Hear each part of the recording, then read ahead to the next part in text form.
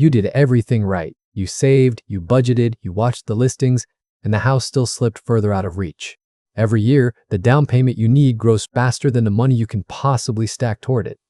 If owning a home feels impossible right now, you are not lazy and you are not behind. The ground genuinely shifted. A whole generation was told to just work harder, while the math quietly turned against them. Let's break down what really happened. First, the proof. In the 1980s, a typical home cost about 3 times the median yearly income.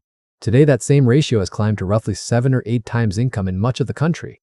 Home prices in America have more than doubled since the year 2000, even after adjusting for inflation. Meanwhile, wages, the actual paychecks people live on, crawled up at a fraction of that speed. So the gap between what homes cost and what people earn is now the widest it has been in modern history. Here's the real question nobody answers honestly. Why did houses, of all things, get this expensive? It starts with the most basic force in any market, supply and demand. And on supply, America came up badly short. After the 2008 crash, home builders pulled back hard and never fully ramped back up. For more than a decade, the country built far fewer homes than its growing population actually needed. Estimates put the national housing shortage in the millions of missing homes. Demand kept rising while supply stalled. When far more buyers chase far fewer homes, there is only one direction the price can possibly go: up. But why do we stop building enough? A huge part of the answer is hiding in your local laws. Across most American towns, zoning rules make it illegal to build anything but a single detached house on a lot. No duplexes, no small apartments, no starter homes. The very housing that young buyers could afford is often banned by law. Add slow permits, lawsuits, and neighborhood opposition, and building a new home becomes a years-long obstacle course. So the supply that should have grown to meet demand was quietly choked off at the local level. Now layer on the second force, the price of money itself, interest rates. For years after the crash, mortgage rates were pushed to historic lows to keep the economy moving. Cheap borrowing let buyers afford much bigger loans, so they bid prices higher and higher without flinching.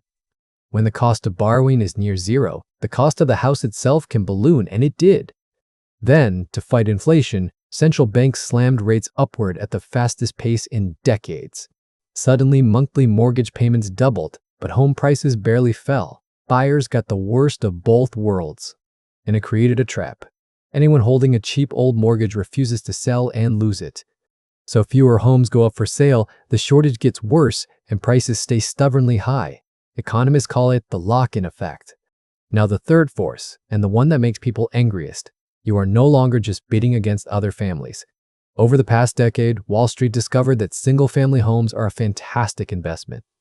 Large investment firms began buying up houses by the thousands, turning neighborhoods into rental portfolios. In some fast-growing markets, investors snapped up a startling share of all the homes that sold. They can pay all cash, waive inspections, and close instantly. A normal family with a mortgage simply cannot compete. Every home an investor buys to rent back to you is one less home you could have bought to own. And that reveals who actually benefits when housing gets scarce and expensive. Follow the money. Existing homeowners watch their property values soar, building wealth simply by already owning. Investors collect rising rents and rising prices at the same time, a double win on someone else's roof. And renters, who are often the youngest workers, pay those rising rents while saving for a down payment that keeps moving. It becomes a cycle. The people who own get wealthier, and the people who rent fall further behind every year. Put it all together and the picture sharpens. A real shortage, restrictive laws, wild interest rates, and deep-pocketed investors. None of these alone broke the market. Stacked on top of each other, they built a wall most buyers cannot climb. So no, you are not failing at a fair game. You are competing in a market that was reshaped against the first-time buyer. But understanding the machine is how you start to beat it. So here is what actually moves the needle for you. First, widen the map. The same paycheck buys far more home in cheaper cities and overlooked towns. Second, look at the homes investors ignore. Small starter homes, condos, and fixer-uppers face far less competition. Third, treat your credit score and down payment like the most important investments you make all year. And while you save, put that money to work in assets that grow so inflation stops eating your future down payment. The housing market did not get this way by accident, and it will not fix itself quietly, but informed buyers still win. Knowing exactly why the wall is there is the first real step to finding the door through it.